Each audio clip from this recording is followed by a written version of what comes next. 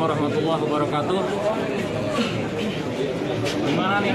PWI katanya mau ngadang kita ya? PWI yang katanya mau ngadang GPK, kita tunggu sampai jam 5 sore. Katanya mau bubar. Kita tunggu sampai di sini sampai jam 5 sore. Kita nggak bawa senjata apa-apa. Kita cuma berbekal iman. Kalaupun kami harus mati syahid di sini, kami siap. Takbir! Allahu Akbar. Dialah Allah yang maha mendengar. Yang mendengar selain Allah tuli terhadap suara-suara yang jauh dan suara-suara yang dekat akan menulikannya. Habib Bahar bin Smith akhirnya datang di Pemalang setelah kemarin mendapat penolakan dari Laskar Sabilillah dan katanya PWI mau membubarkan acara ini ya.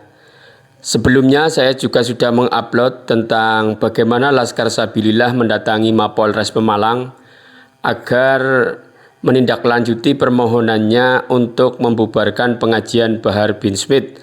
Akan tetapi pada hari ini Selasa, Habib Bahar ternyata datang dan dikawal oleh pasukan dalam tanda petik ya, pasukan juga, dan nggak tahu ini FPI atau siapa karena pakaiannya berubah ya.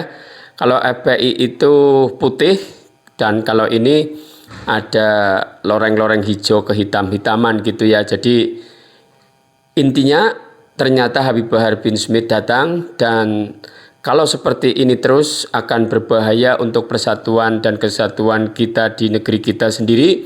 Karena bagaimana unsur negeri ini sesama anak bangsa tapi berseteru dan sesama umat Islam. Ini sangat membahayakan persatuan dan kesatuan kita. Kita harus bagaimana siapapun di pihak manapun harus menurunkan egonya masing-masing agar negeri ini menjadi negeri yang baldatun thayyibatun wa rabbun ghafur.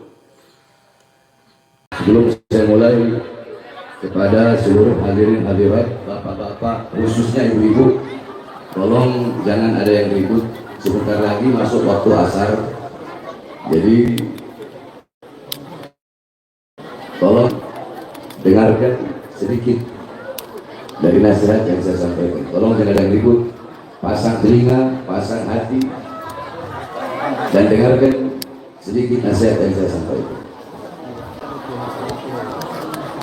Assalamualaikum warahmatullahi wabarakatuh.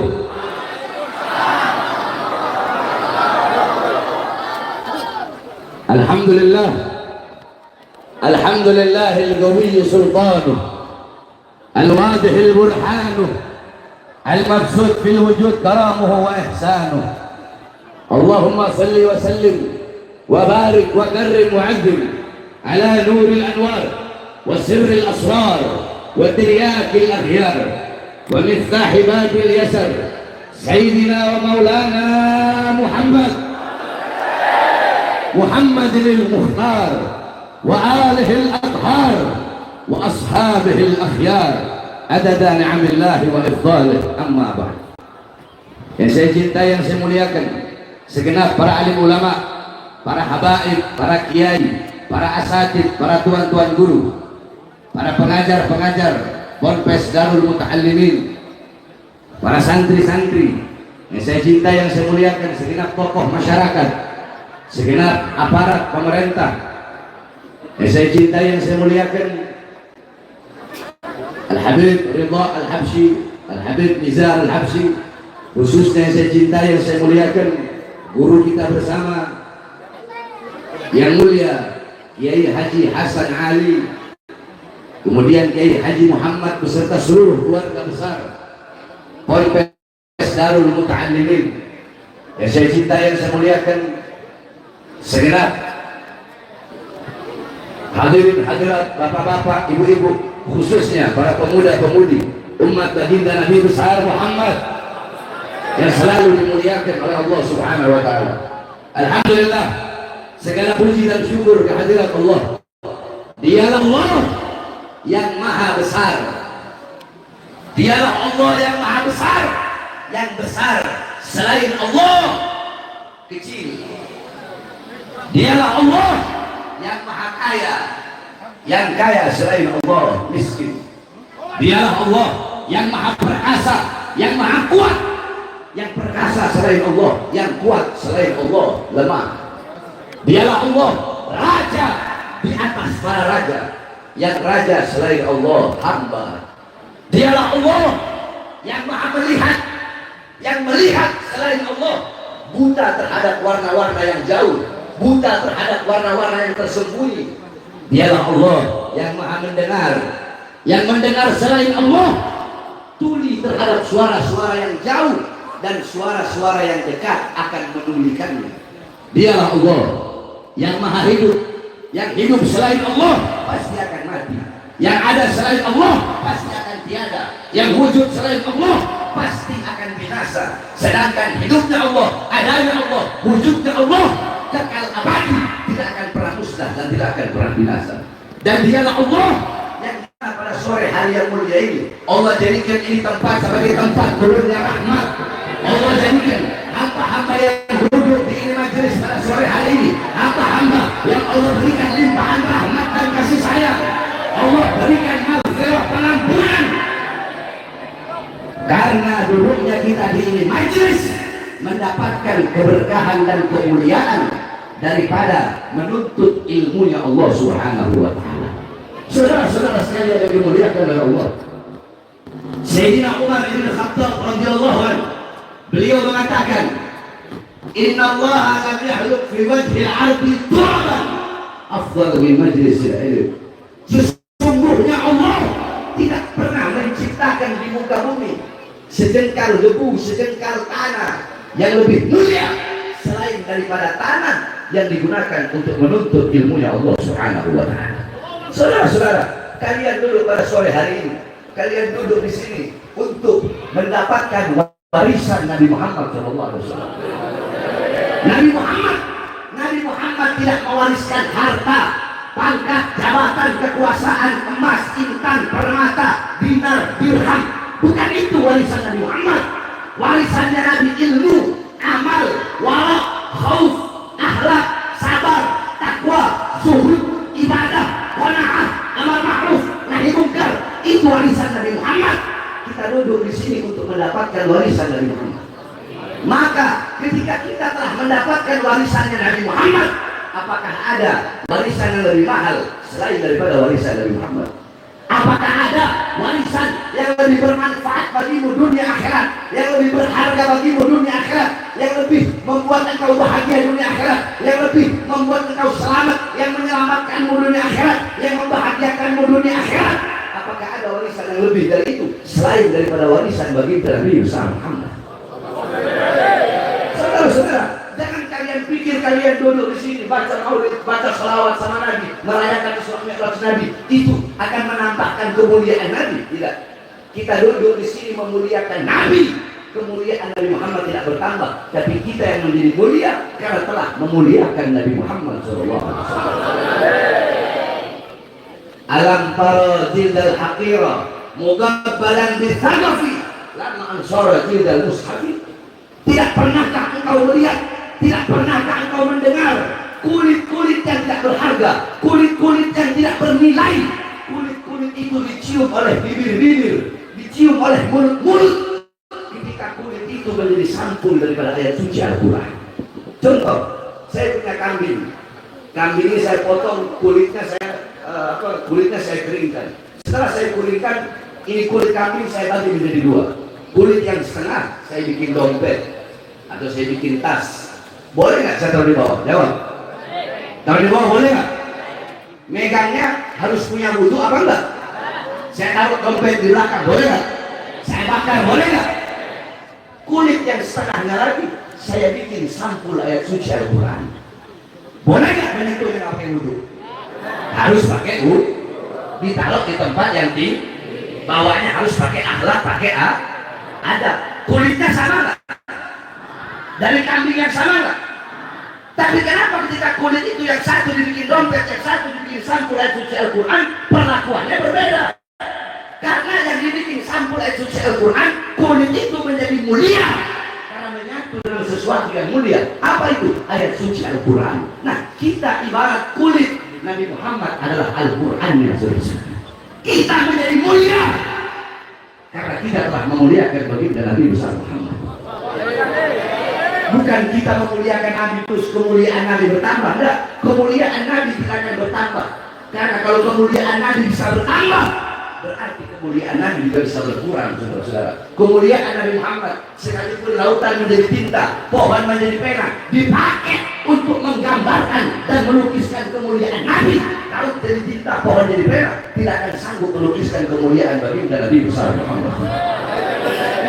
Maka kalian duduk pada sore hari ini menjadi mulia karena memuliakan Nabi, menjadi agung karena mengagungkan Nabi. Kalian dipuji oleh para penduduk langit karena kalian duduk di sini memuji baginda Nabi besar Muhammad.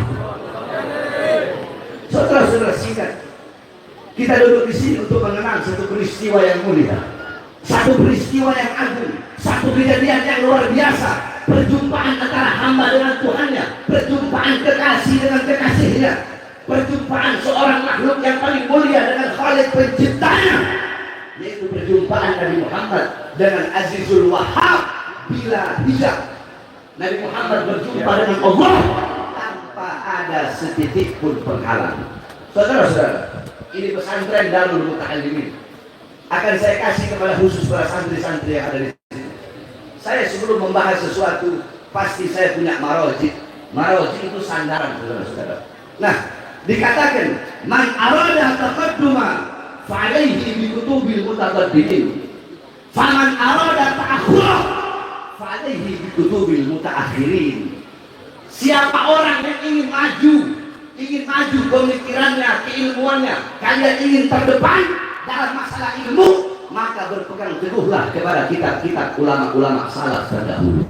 Nah, ada beberapa kitab-kitab yang menjelaskan tentang Isra wal Mi'raj. Karena kalau saya menjelaskan Isra wal Mi'raj sampai besok malam nggak bakal kelar, saudara-saudara. Jadi saya sebutkan kitab-kitabnya. Nah, nanti saya akan jelaskan intisari, lubang daripada Isra wal Mi'raj. Dalam kitab As-Siraj Al-Wahhaj fi Haqa'iq al-Mi'raj, karangan Al-Imam Abu Ishaq Muhammad ibn Ibrahim An-Nu'mani Asy-Syafi'i. Kemudian ada kitab Al-Mi'raj, karangan daripada Imam Abdul Karim Al-Qushairi. Kemudian ada kitab Ar-Risalah fil Mi'raj, karangan Al-Imam Abdul Hasan Ali bin Muhammad Al-Lakhmi. Kemudian ada kitab Ayatul Kubra fi Syarah Qissatul Isra, itu karangan Al-Imam As-Suyuti. Kemudian ada kitab Al-Ayah Az-Zahimah Al-Bahira fil Mi'raj Sayyid Ahli Dunya wal Akhirah, karangan Al-Imam Al-Hafidh Syamsuddin Muhammad ibn Yusuf Asy-Syami Ad-Dimashqi. Satu lagi kitab beliau Al-Ayat Al-Bayyinat fil Mi'raj Sayyid Ahli Al-Ardi was Samawat. Kemudian ada kitab An-Nurul Wahhaj fi Qissah Isra wal Mi'raj, karangan Al-Imam Ali Zainal Abidin bin Muhammad Al-Hadi Al-Barzanji, kakeknya pengarang Maulid Barzanji. Nah, itu kitab disyarahkan oleh cucunya, diberi nama kitab Tajul Ibtihaj ala Nurul Wahhaj, karangan Al-Imam Ja'far bin Ismail Al-Barzanji. Kemudian ada kitab Qissatul Mi'raj, karangan As-Sayyid Usman Syata bin Muhammad Syata. Kemudian ada lagi kitab Afdhul Manhaj fi Isbat Isra wal Mi'raj, karangan Asy-Syaikh Abdullah Mustafa Al-Maraghi. Kemudian ada lagi kitab Dawus Siraj fi Fadli Rajab wa Qissah Al-Mi'raj. Itu kitab menjelaskan Isra Mi'raj dan keutamaan bulan Rajab, karangan Al-Imam As-Sayyid Muhammad Amin Al-Kurdi. Kemudian ada kitab Minhajus Syami Mukhtasar Mi'raj Syami, karangan Syekh Yusuf bin Ismail An-Nabhani. Kemudian ada kitab Qissatul Mi'raj, karangan Imam Najmuddin Al-Ghaiti yang dihasyiahkan oleh Imam Ahmad Abil Barkat Ad-Dardir, diberi nama kitab Hasyiah Ad-Dardir. Kita orang biasanya kalau pesantren salaf itu maksudnya kita orang itu pesantren yang nggak ada sekolah, diniyah belajarnya agama terus. Itu kalau bulan Rajab kita orang pasaran itu kan? Kayak saya sama santri semua. Nah, kita orang ngatamin kitab Hasyiah Ad-Dardir Al-Imam Ahmad Abil Barkat. Kalau di Jawa Tengah Kilatan. Nah, kalau bulan Rajab kita orang biasa hatam Al-Bukhari sama ngatamin kitab Hasyiah Ad-Dardir. Kemudian masih banyak lagi kitab-kitab penjelasan Isra wal Mi'raj. Ada kitab Lailul Muna wal Ghaya As-Sa'ul fil Isra wal Mi'raj Nabi Mukhtar Ar-Rasul, karangan Imam Muhammad bin Ja'far Al-Kattani. Kemudian ada kitab Al-Mi'raj An-Nabawiyah, karangan Syekh Hasan Asy-Syati. Kemudian ada kitab Bulal Ad-Dibaj Al-Matruza fil Isra wal Mi'raj, karangan Imam Ahmad bin Muhammad Ar-Rahwani At-Tatwani. Kemudian azan belum. Kemudian masih banyak lagi, ada kitab karangan guru kami, Al-Anwar Al-Bahiyah fil Mi'raj Khairil Bariyah, karangan Abuya Al-Imam As-Sayyid Al-Habib Muhammad bin Alwi Al-Maliki Al-Hasani. Kemudian ada kitab Yawaqit Taj Al-Wahad fil Isra wal Mi'raj, karangan daripada Imam Muhammad bin Muhammad Al-Baqir Al-Qahtani. Kemudian kitab Al-Isra wal Mi'raj Mu'jizul Kubra bi Sayyidil Anbiya, karangan Imam Syekh Nafi Al-Jauhari. Dan masih banyak lagi kitab-kitab yang menjelaskan tentang Isra wal Mi'raj. Engkau pelajari dengan benar-benar kitab-kitab yang saya sebutkan tadi, maka engkau akan mendapatkan hikmah, mendapatkan lubang, intisari betul-betul pelajaran yang luar biasa daripada kisah Isra wal Mi'raj. Untuk menghindari permusuhan, untuk menghindari prasangka-prasangka yang buruk adalah harus sering melakukan silaturahim. Tentunya akan lebih baik jika permasalahan-permasalahan yang belum terselesaikan diselesaikan dengan baik-baik, dengan musyawarah, kemudian dengan duduk bersama, saling bertemu, sering bertemu. Itu insya Allah akan mengurai kekhawatiran, kecurigaan, kesuuzonan di masing-masing pihak.